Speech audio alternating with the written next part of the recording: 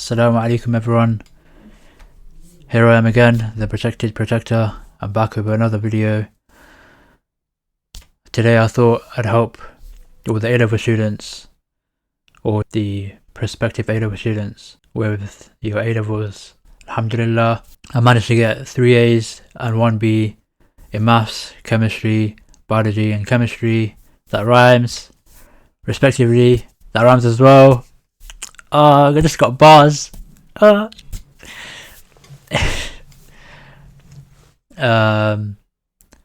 yeah, that was all at AS. So in this video, I'm going to give you all 5 tips on how you can smash your A-levels just like me. Number 1, listen in class and make notes. You can't learn if you don't listen, and part of listening is to be an active listener. For conversations, this means asking questions or nodding along, but for a student it means making notes. Making notes helps to consolidate information and preserve everything that is coming out of your teacher's mouth, and you can look back at look back at everything later on, and it will serve as a good revision guide as well when it comes to revision time. When making notes, make sure you go in depth, give examples of everything, and use coloured pens to colour code things. For example of a good colour coding scheme, what I used to do, I used to use black for the main body of the notes. I used to use blue for extra information.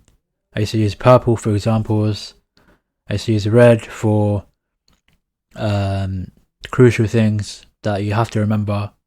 So things that stand out, absolutely, I need to know this kind of information. And then I used to use green for marking, but you can use whatever colours you find fit to your scenario. You'll find that if you listen in class properly, you won't need to go over things that much later on, and you'll save time for other things like homework, a part-time job, or just to relax. And one thing that I advise people to never do, to always stay away from, is to take photos of the screen or the whiteboard for later on, because you'll never ever look back at them later on. The people that used to do this were C grade students, and yeah, I just used to pity them in a way that, why are you just wasting your time? You can just look at the board, make notes right now, understand it right now, and then you won't need to focus on that little photo you've taken and stress about it later on, and you forget about it anyway if you do take a photo, because you never look back at who actually goes through the gallery to revise. No one does that.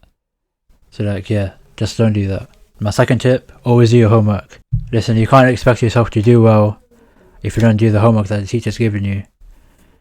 Doing your homework helps with practice and getting the concepts and information cemented into your head. And doing your homework is also active recall, which is one of the most effective study techniques out there. It's basically when you have to bring information out of your brain on purpose by getting it out onto paper, for example, by using practice questions. My third tip, frequently go over your notes. When you go over your notes frequently, this doubles down as spaced repetition, which again is another very effective study technique. This is when you give your brain repeated opportunities to go over what you've learned. If you want to look up how spaced repetition works, you can just Google it, or I'll just show a little graph of how spaced repetition works. Make sure you read through your notes of the day and what you've learned over the past week every day after school. I used to read out loud sometimes. For me, it helped me to understand things quicker. Maybe because it was me giving myself visual learning as well as auditory learning. So visual learning by giving myself something to read, and also auditory learning by giving myself something to listen.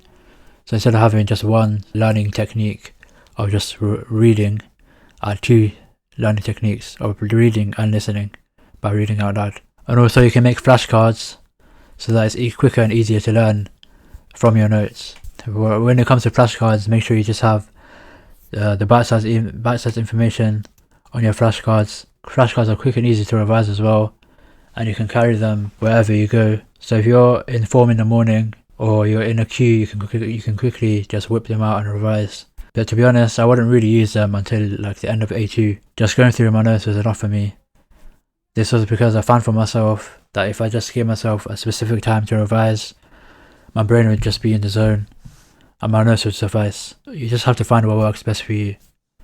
Like, do you want to optimize on the little pockets of time that you find during the day and just revise during those times, or do you want to have like a dedicated 1 or 2 hours after school and just revise then? It depends. Like, what do you want to do? You have to choose. Number 4, my fourth study technique, my fourth tip. Make sure you do your work during your free periods. Don't spend the time messing around or talking to people. You'd rather do the work you need to do in school rather than when you get home, because you would be tired at the end of the day. Plus, if you finished what you need to do in the evenings, you can get a part-time job and make money. Number 5, my fifth tip. Make sure you do past papers, especially during revision or exam time. Doing past papers helps you get a feel of what the exam will be like, helps you get a feel of what the questions will be like, what you'll be asked during the exam, and make sure that you do it timed and try to beat your time to finish, so that when it comes to the actual exam you're prepared and you won't have to worry as much about running out of time. And when it comes to the exam time, you'll be ready and you'll have extra time to check over your answers. So just to conclude, my 5 tips were to listen in class and make notes, always do your homework, frequently go over your notes, do work during your free periods, and do past papers, especially during revision or exam time. Thank you for watching my video. If you're new here and like the content, please don't forget to subscribe.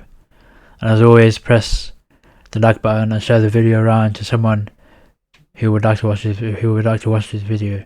So yeah, thank you. Assalamu alaikum wa rahmatullahi wa barakatuh.